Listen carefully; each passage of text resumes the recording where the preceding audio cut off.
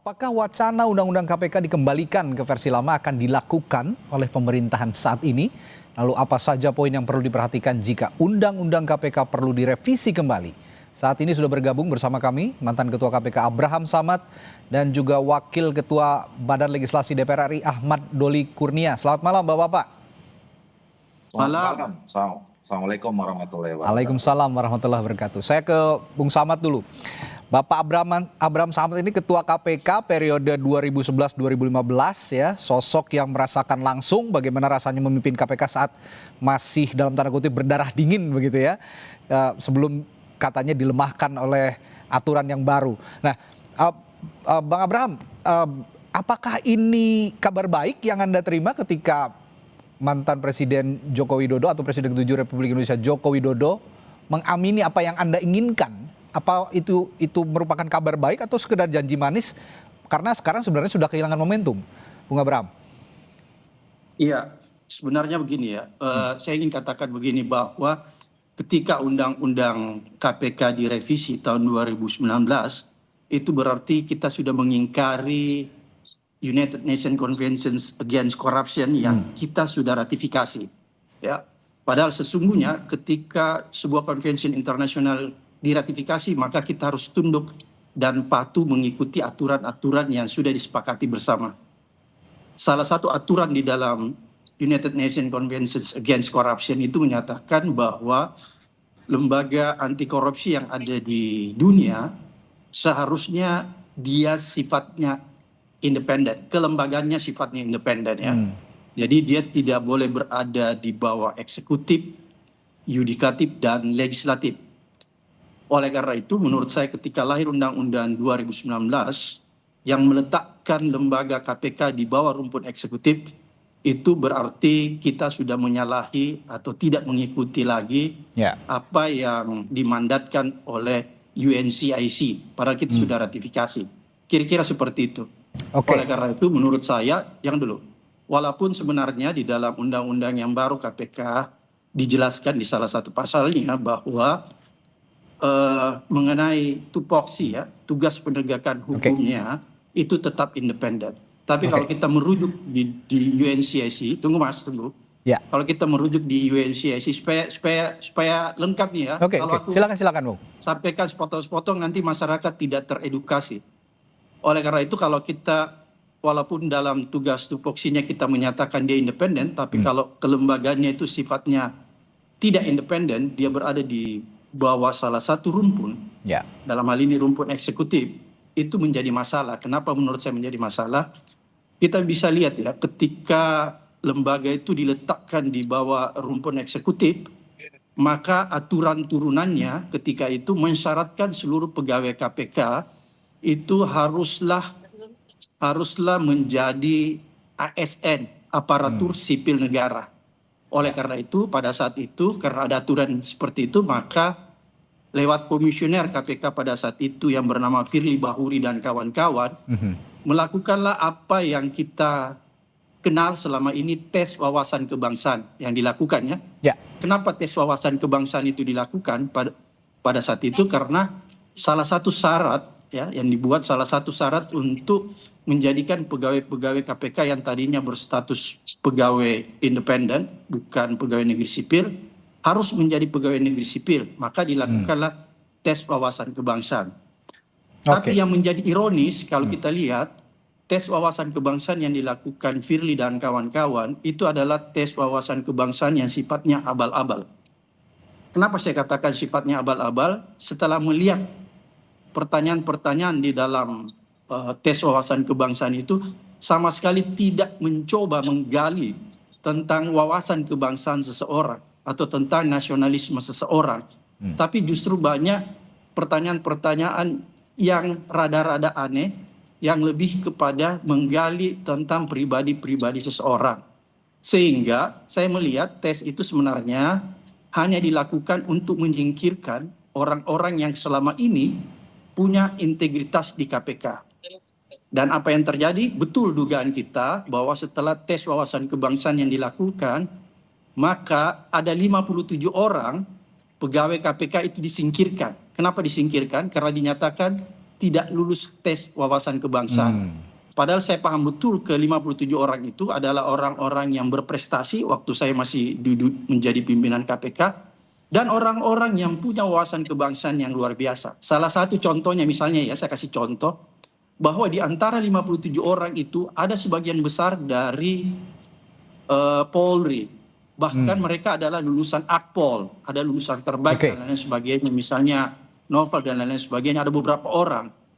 Bayangkan saja ketika mereka masuk di Akpol, itu kan tes serupa yang menyangkut tes wawasan kebangsaan, tes nasionalisme, itu sudah dilakukan, psikotes dan lain sebagainya, dan mereka dinyatakan lulus.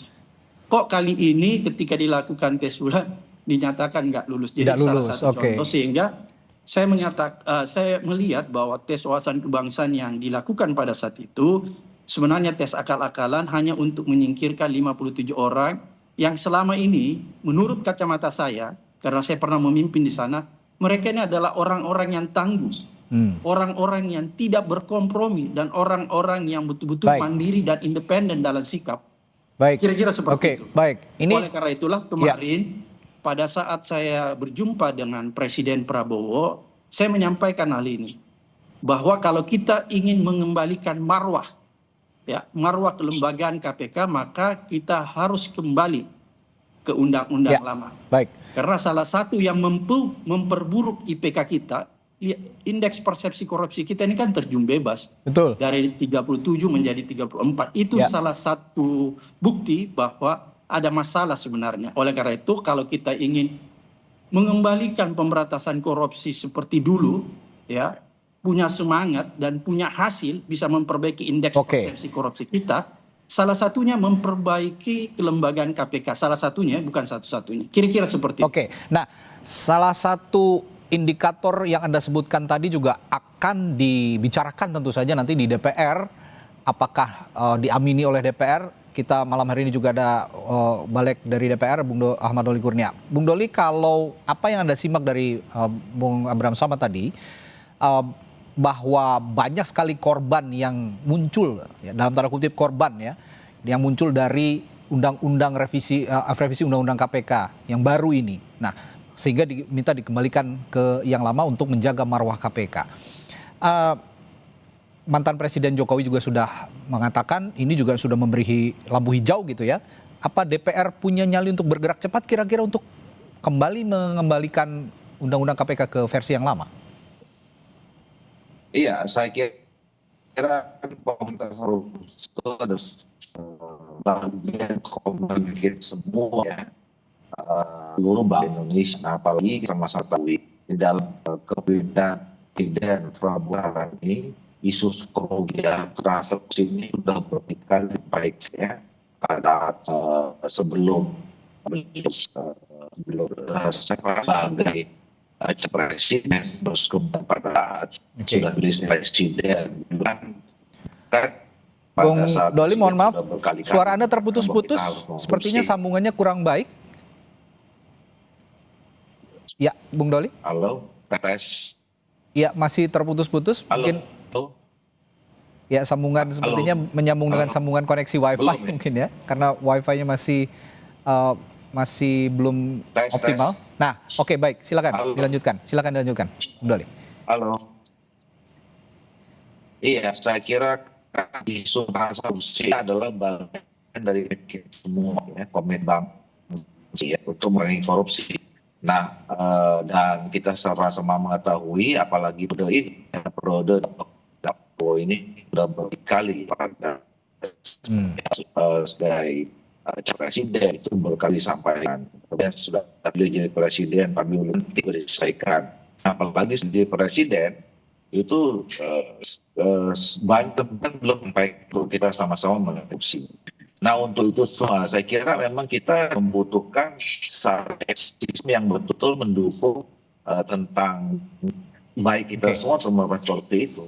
Nah, salah satu untuk bagaimana memperkuat institusi-institusi yang kita harapkan untuk bisa di depan memberantas korupsi termasuk dalamnya. Nah, saya tidak punya pretensi ya kemudian kita bisa menilai proses sebelumnya itu terjadi pelemahan atau tidak gitu. Dan saya kira tidak ada kata terlambatkan pun ya. Kalau kita punya komitmen, ya siapapun kalau kita tahap waktunya pun ya, tidak ada kata terlambat untuk kita bisa memperbaiki ekosistem itu. Dari masyarakat untuk melakukan upaya terhadap undang-undang yang kembali ke yang lama. Saya kira dalam rangka tadi untuk tetap kita berkomitmen memberantas korupsi, saya kira kita dukung saja gitu. Nah, nanti kita bicara secara rinci mana hal-hal yang memang untuk memperkuat bingkai besarnya, judul besarnya adalah kita semua berkomitmen untuk memberantas korupsi. Nah, untuk itu perlu dihukum, suatu itu termasuk institusi dikaitkan. Ya, Bung Doli, ini beberapa pihak, mungkin termasuk Bung Abraham Samad, menganggap bahwa DPR juga dalam tanda kutip ya punya dosa untuk merevisi Undang-Undang KPK yang dianggap publik juga akhirnya melemahkan institusi KPK. Tadi Presiden ke-7 Republik Indonesia mengatakan, Joko Widodo mengatakan bahwa dirinya tidak ikut menandatangan revisi Undang-Undang KPK atau Undang-Undang KPK yang baru ini. Itu hanya inisiatif DPR dan ditangani oleh DPR. Saya ingin juga Anda yang duduk juga di DPR di periode sebelumnya pada saat Pak Jokowi menjabat presiden juga ingin menjelaskan bagaimana ini bisa akhirnya menjadi undang-undang dan tanpa ditandatangani oleh presiden. Tapi jangan dijawab dulu Bung Doli, saya akan tanyakan hal itu setelah jeda di Sapa Indonesia Malam sesaat lagi. Tetaplah bersama kami. Ya, sebelum kami lanjutkan saya harus informasikan Wakil Ketua Balik DPR RI Ahmad Doli Kurnia yang tadi sudah bergabung dengan kita untuk berbincang malam hari ini, sepertinya harus ada urgent untuk meninggalkan perbincangan kita malam hari ini karena harus menjalani perjalanan udara. Dan tadi Bung Doli mengatakan bahwa kalau berbicara soal pelemahan itu agak harus dijelaskan lebih detail karena agar supaya tidak subjektif bicaranya begitu. Dan juga tadi saya sedikit menyimak Bung Doli mengatakan bahwa kalau memang ini sudah menjadi aspirasi publik yang cukup kuat dan masuk ke DPR, di meja DPR, ya kita akan bahas dan tidak menutupi kemungkinan untuk juga ikut dikembalikan ke revisi undang-undang yang lama sepanjang itu bisa menguatkan KPK. Tapi pertanyaan saya sedikit menyinggung juga soal tadi Bung Samad, dosa DPR, karena Pak Jokowi, Presiden ke-7 Republik Indonesia mengatakan bahwa saya tidak menandatangani itu inisiatif DPR. Anda sepaham dengan apa yang dianggap oleh publik bahwa ini adalah dosa DPR atau sebenarnya dosa kolektif DPR dan pemerintah, Bung Samad? Sebenarnya kalau kita lihat ini dosa kolektif ya. Kolektif ya? Iya. Jadi saya heran juga kok ada saling tuding-menuding ya. Ya. Padahal menurut saya ini dosa kolektif, nggak mungkin lah cuman sekedar DPR kan. Kalau misalnya tidak ada sinyal dari pemerintah pada saat itu untuk melakukan revisi. Jadi saya pikir mungkin dalam konteks ini ada pihak-pihak tertentu yang ingin mencuci tangan, kira-kira gitu ya, cuci tangan, agar bisa terlihat di publik bahwa dia tetap concern dan berpihak kepada agenda pemberantasan korupsi. Padahal sesungguhnya itu adalah bagian dari pencitraan, kira-kira seperti itu. Oleh karena itu sebenarnya kalau kita mau jujur ya, ketika undang-undang KPK itu menjadi bermasalah, maka seharusnya memang pada saat ini yang paling terpenting ada kemauan yang kuat dari DPR dan pemerintah untuk segera mengembalikan. Ya, kita bisa menggunakan Perpu untuk mengembalikan ke undang-undang lama. Karena kalau undang-undang KPK tahun 2019 seperti sekarang ini tetap dipertahankan, maka saya tidak yakin bahwa KPK itu marwahnya bisa kembali seperti dulu. Artinya apa? Saya tidak yakin KPK itu bisa melakukan pemberantasan korupsi seperti dulu lagi. Dan ini menjadi salah satu faktor menurunnya indeks persepsi korupsi kita. Ya, walaupun sebenarnya kalau kita lihat penegak hukum yang melakukan pengusutan terhadap kasus korupsi kan bukan cuma KPK, ada polisi, ada kejaksaan. Tapi boleh dikatakan bahwa setelah undang-undang itu direvisi dan KPK menjadi lemah, kan kita bisa lihat sekarang KPK nggak berdaya. Misalnya melakukan OTT yang menurut saya itu kelas teria. Ya, kenapa receh begitu ya? Ya receh gitu ya, dibandingkan misalnya dengan kejaksaan ya. Kemudian timbul pertanyaan kenapa KPK bisa sampai setidak berdaya itu? Ya kalau menurut saya karena undang-undangnya sudah direvisi sehingga sifat independensinya, kemudian kewenangan-kewenangannya sudah dipreteli atau diamputasi. Banyak sekali kewenangan-kewenangan di dalam Undang-Undang KPK tahun 2019 itu yang sudah diamputasi sedemikian rupa sehingga dia tidak berdaya lagi. Jadi saya lihat dia semacam singa atau harimau yang sudah ompong, kira-kira seperti itu. Bung Samad, saya juga tertarik dengan apa yang dikatakan Bung Doli. Ini juga untuk menjaga objektivitas berpikir kita semua, publik, terutama soal diksi pelemahan KPK yang diutarakan oleh Anda tadi juga. Sebenarnya untuk diksi pelemahan, indikasi-indikasi yang Anda tonjolkan tadi itu sudah cukup jelas, seperti misalnya tadi ada 57 pegawai KPK yang tidak dilanjutkan gitu ya, padahal mereka ini yang tangguh, yang punya integritas, lalu juga ada indeks persepsi korupsi yang terus turun, belum lagi tingkat kepuasan publik terhadap kinerja KPK yang biasanya trennya di atas 80%, ini terus turun di bawah 75% hingga detik ini di berbagai hasil survei. Nah, bagaimana Anda juga meyakinkan publik bahwa indikator-indikator itu merupakan kejelasan yang paling bisa dilihat oleh mata telanjang bahwa ini adalah pelemahan KPK? Ya, jadi tadi indikator-indikator yang disampaikan itu adalah indikator-indikator yang menurut saya sangat masuk akal dan bisa dipertanggungjawabkan secara ilmiah ya. Sehingga kalau ada pertanyaan, kenapa KPK menjadi melemah? Ya, kita bisa lihat tadi indikator-indikator tadi. Salah satunya misalnya ketika Undang-Undang KPK itu direvisi, maka disitulah awal pelemahan KPK. Karena banyak kewenangan-kewenangan yang tadinya ada pada lembaga anti rasuah ini menjadi diamputasi sedemikian rupa. Sehingga dia tidak bisa bergerak lincah lagi ya. Walaupun masih ada gerakan, tapi gerakannya itu tidak selincah dulu karena dia dibatasi. Dia dibatasi oleh rambu-rambu, oleh Undang-Undang 2019 yang dilahirkan oleh DPR dan pemerintah pada saat itu. Belum lagi kalau kita lihat seleksi komisionernya. Ya. Kita lihat pada saat Undang-Undang KPK 2019 dilemahkan dan masuknya komisioner-komisioner yang bermasalah. Ya, dan ini terkonfirmasi setelah mereka di dalam ya, misalnya Firly, Lili, itu kan semua bermasalah kan secara hukum. Jadi bukan omon-omon, bukan fitnah, tapi kan itu masalah karena seperti sekarang Firly masih status tersangka, Lili menerima gratifikasi nonton Formula One dan lain-lain sebagainya, dan masih banyak lagi komisioner KPK yang sebenarnya juga tanda petik bermasalah. Dan ingat, pada saat mereka di pansel dulu diseleksi sebenarnya masyarakat sipil dan masyarakat luas sudah memasukkan keberatan-keberatan terhadap orang-orang yang tadi saya sebutkan, tapi toh DPR dengan gigi, dengan semangat 45 tetap meloloskan komisioner-komisioner yang bermasalah ini. Oleh karena itu sebenarnya kita bisa pertanyakan ini ada apa setelah undang-undangnya direvisi, diperlemah, kok dimasukkan lagi komisioner-komisioner yang tidak tangguh, yang tidak punya integritas. Jadi ini ada semacam grand skenario ya,